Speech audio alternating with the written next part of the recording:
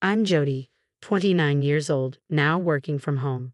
Huie and I have been married for 3 years. Before transitioning to remote work, I held a consulting role at a major corporation, overseeing online operations.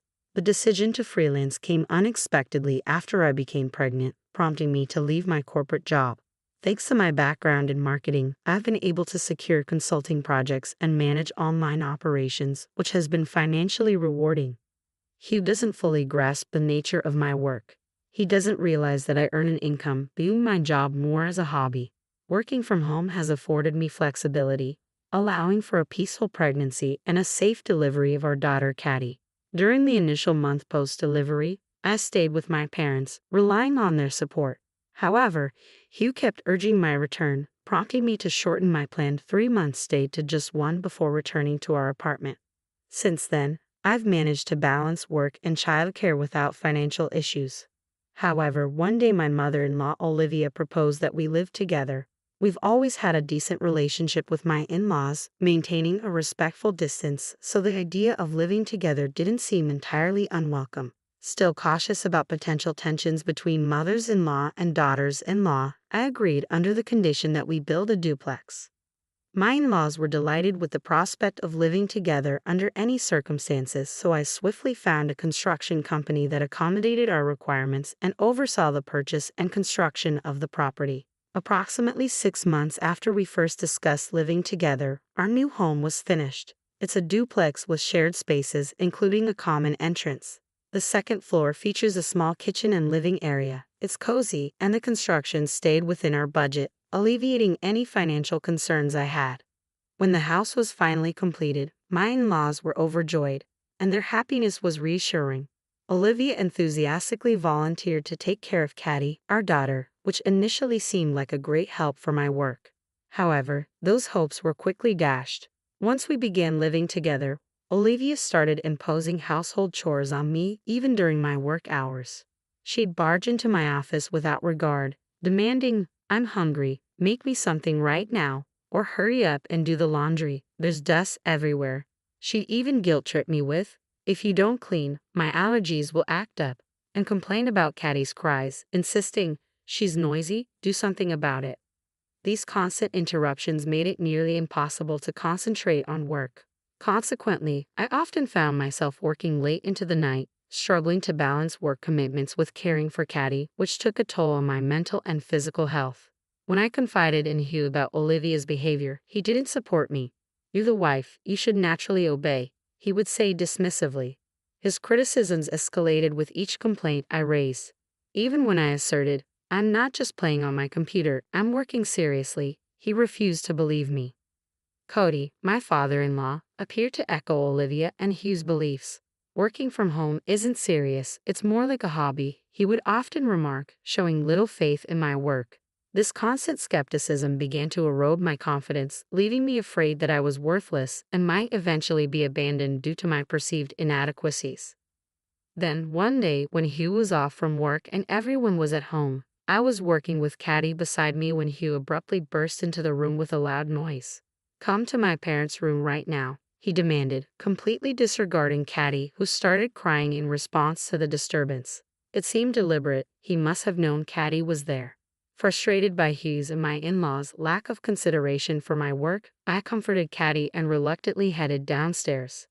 Entering the living room, I found my parents-in-law and Huie engaged in animated conversation. Irritation began to simmer within me, reaching its limit. "What's going on?" I asked calmly, settling down with Caddy in my arms. The three of them continued whispering, their secretive demeanor making me uneasy as I waited for them to include me in the discussion. Then Olivia cleared her throat dramatically and fixed me with a stern look. "You need to leave this house," she declared abruptly. I was taken aback by Olivia's sudden statement. What did she mean by leave? Was she suggesting I go back to my parents' house temporarily? "What do you mean?" I asked, trying to steady my voice as I stared back at her, searching for an explanation. "It means exactly what I said," she sneered, folding her arms defiantly. I glanced over at Huie, hoping for some clarity, but he just kept smiling placidly. Is he out of his mind, or am I losing mine? I wondered silently. Determined to understand, I took a deep breath and calmly asked Olivia to explain her statement. Her eyes gleamed with a vindictive satisfaction, and she launched into a diatribe with a smile that mirrored Hugh's. Every day, you neglect the housework, let Caddy cry endlessly, and just waste your time playing with your computer and phone. I don't know if you're solely relying on Hugh's salary, but you never heed advice, acting like a parasite, Olivia continued, her laughter ringing out as if she found the situation amusing. I'm sorry if the housework isn't up to your standards, but I do the essentials. And Caddy is well taken care of, she's a calm child. I countered Olivia's accusations, trying to defend myself. I can't just abandon my computer and phone. I'm working, isn't that understandable? Hugh suddenly fixed me with a harsh glare. Are you cheating or something? He accused sharply. I stared back at Hugh, utterly bewildered by his unfounded accusation. Yes, Jodie is cheating. Olivia chimed in, casting a disgusted glance in my direction. Shocked by their accusation, I protested vehemently. I'm not cheating. I can show you my phone right now. I reached for my mobile, eager to prove my innocence, but Hugh dismissed it with a scoff. Anyone can manipulate that. You can't be trusted. Really? Realizing arguing was futile, I reluctantly put away my phone. We don't need someone like you here. Parasites should leave immediately. Olivia continued her tirade. Get out quickly, she demanded. I began to consider leaving with my daughter as the only viable option. However, one critical reason held me back: the duplex house. I have financed it, attended countless meetings with the construction company, and meticulously overseen its design. I couldn't simply agree to leave so easily. Besides, the mortgage was still under my name, and I doubted whose salary alone could cover our living expenses. If I leave, my income goes too. Can you manage that? I challenged them, hoping to provoke some reconsideration. Hugh scoffed dismissively. What income? Don't be ridiculous. We've been living off my salary all this time. His cluelessness almost evoked pity from me. I sighed deeply and turned to Olivia. Dealing with Hugh is like handling a 6-month-old baby. Are you up for the task? He's demanding, needs his towels, underwear, and pajamas laid out after his bath, shoes polished daily, shirts impeccably ironed, suits deodorized and crease-free. If his morning coffee isn't perfect, he goes off like a volcano. I doubted Olivia could manage Hugh's high maintenance. I'm offering you a chance, I said, giving her an opportunity. I can do a better job than you, just playing around, she scoffed, dismissing my offer. Besides, if you leave, Hugh already has someone else in mind. Olivia added smugly, revealing something I shouldn't have heard. Who? What does that mean? I didn't miss a beat, turning my gaze squarely on Huie and Olivia. Olivia looked regretful and quickly glanced away. Hugh shot Olivia a stern look and whispered sharply, Why did you say that? Explain yourself. The reactions hinted that Hugh might indeed have another woman. I fixed a piercing gaze on Hugh, silently demanding an explanation. Uncomfortably, he began to speak. Apparently, for a few months now, I've been seeing a woman named Carol, Hugh admitted in a low voice. She's in her early 20s, and she was smitten with me from the start, during a business encounter. After she made her feelings clear, we started dating. Carol is beautiful, poised, and has a great personality, he added with a laugh. I found it hard to believe, considering Hugh's appearance. I couldn't imagine such a young woman being interested in him. Half skeptical, I asked Hugh for proof, thinking, if this is true, I need to secure some kind of compensation. Hugh showed me his WhatsApp conversation with Carol. As I expected, most of the messages were from Hugh, suggesting dates and paying compliments. However, Carol appeared uninterested in anything beyond professional matters, responding with polite but brief messages. There were no emojis or informal language, just straightforward replies. Taken aback by Hugh's smug expression, I struggled to find words. Quietly, I captured screenshots of the conversation, transferring them to my phone and saving them, just in case they might serve as evidence later. Then I'll leave, I stated firmly. After everything that had unfolded, any warmth I had felt toward Hughie had evaporated, and I no longer cared about their reactions. I'm taking Caddy with me, I declared, observing Hugh and my parents-in-law seemingly pleased by my decision to depart. Hugh's demeanor shifted abruptly, his hands dropping to his sides. What are you talking about? You can't raise Caddy without any income, he objected sternly. Leave Caddy here. Don't be irrational, my parents-in-law chimed in, failing to grasp why I insisted on taking her with me. As far as I'm concerned, I see no reason to leave my daughter in this situation, I argued firmly. I have my own income, and I can't leave her with people who can't adequately care for her. When Caddy grows up, she'll work hard, and I'll support her, I continued, trying to reason with them. Huie interrupted with nonsensical remarks as I spoke, further frustrating me. Why would I leave Caddy? What kind of father does he think he is? My anger surged, fueled by Hugh's self-centered remarks, oblivious to the repercussions. He's even treating our daughter like a pawn. Fine then, let's settle custody in court. Get a lawyer ready. In the meantime, I'll take care of her. I knew arguing here would only escalate tensions with Huie and my parents-in-law.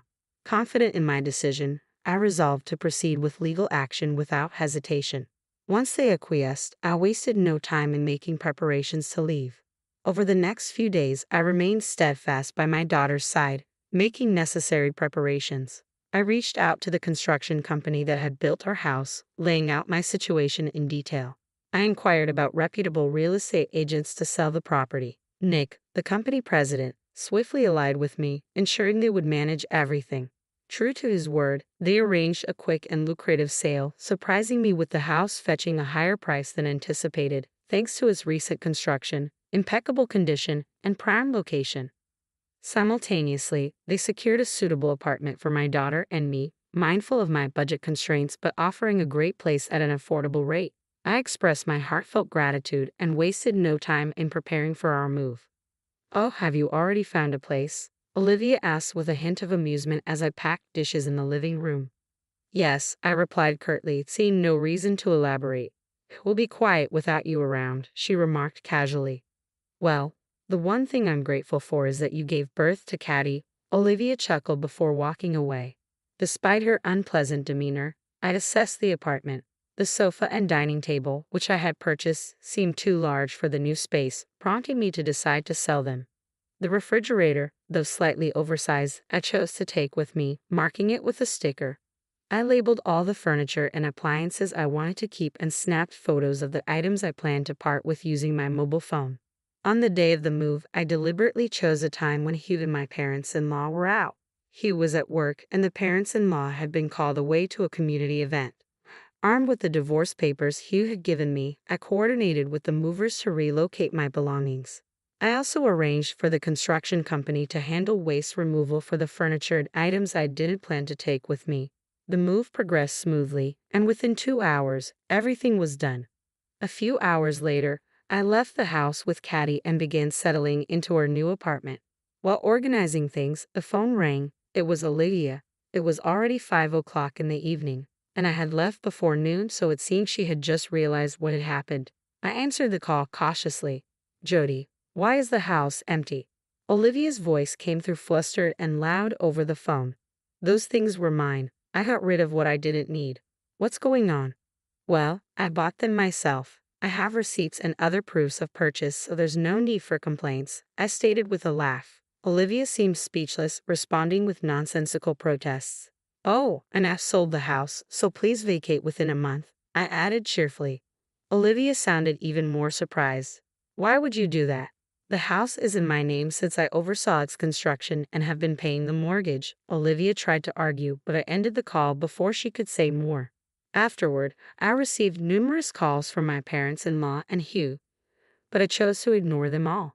My priority was swiftly settling the apartment for Caddy's comfort, leaving no room for distractions. I also sought legal advice, and all future communications were directed through my lawyer. Months passed, marked by persistent negotiations, and I successfully secured custody of Caddy. The reasons were straightforward. I had substantial financial stability, had been Caddy's primary caregiver, and my work-from-home setup allowed me to provide ample time and care. Huie, who had presumed he would automatically gain custody, was stunned and bitterly exclaimed, "I never needed that girl anyway," storming off in frustration. Relieved to finally enjoy a peaceful life with my daughter, a sense of tranquility washed over me. However, my parents-in-law and Huie had yet to vacate the house. Uncertain of my next steps, I received a call from the president of the construction company. With resolve, I simply stated, "Please evict them." Understanding the situation, the president chuckled heartily and assured me, "Consider it done," before ending the call. I'm not sure how the president managed to persuade Huie and my parents-in-law to leave, but it must have been quite a feat. A few days later, I received word that they had moved out, and I was impressed by the efficiency. Even that brought a sense of relief to my heart. However, several months after the divorce, Huie reached out to me. Why? By then, the divorce was finalized and my parents-in-law had mostly backed off, so I hadn't blocked his number. Yet, I immediately regretted not changing my phone number or maintaining the block. Ah, it's been a while. I was just thinking maybe you were starting to miss me, Huie said. What is he even talking about? I felt more liberated than ever after the divorce, not having to worry about him. Still, I listened to Hugh's words. Apparently, Huie had been dumped by Carol and thought I was his only option left. The way he got dumped was quite something. Right after our divorce, he went to Carol and said, "We could be together now." She responded very coldly, mistaking her professional demeanor at work for something more personal. Huie even showed up at her home, resulting in a restraining order from the police. I recounted. He claimed, "I dumped her, but frankly, I had no interest in his story." I hung up while he was still talking and promptly blocked him. I blocked all messages and later changed my phone number, starting fresh.